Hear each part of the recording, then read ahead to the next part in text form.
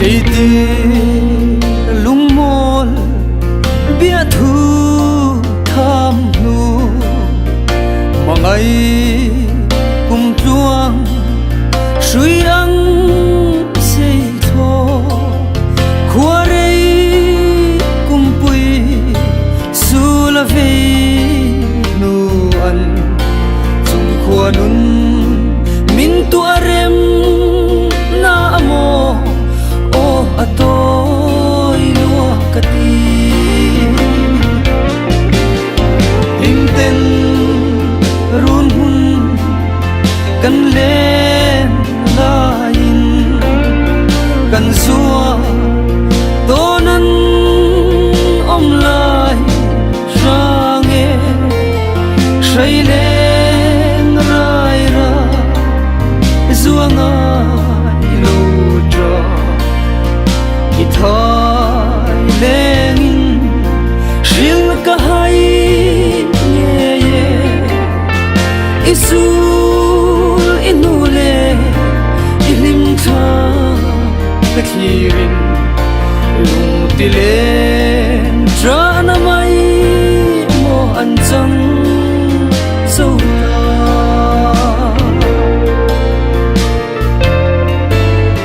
ma tin run kho har nga changin leng mo bo a zai tin ka chia song ka ron zo siang ilo ni ngagin kar tum ri an ching mi ka len thon ton ni om silo hinten run hun kan len lain kan zua tonan om lai range shai len rai ra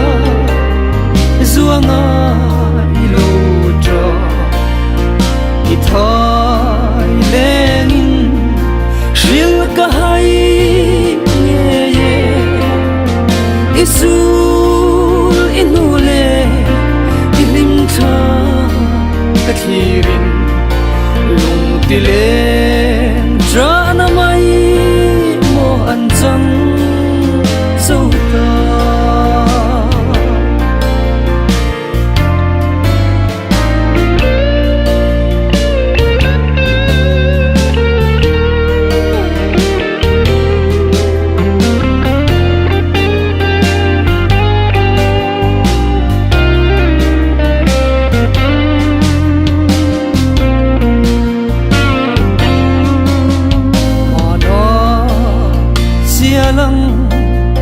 kan zui lain ka do nemo thafam zun le di mai e fam ri sang mual yang chu ka tuaran ana chuang kop lai trang chen chu hinten run hun kan le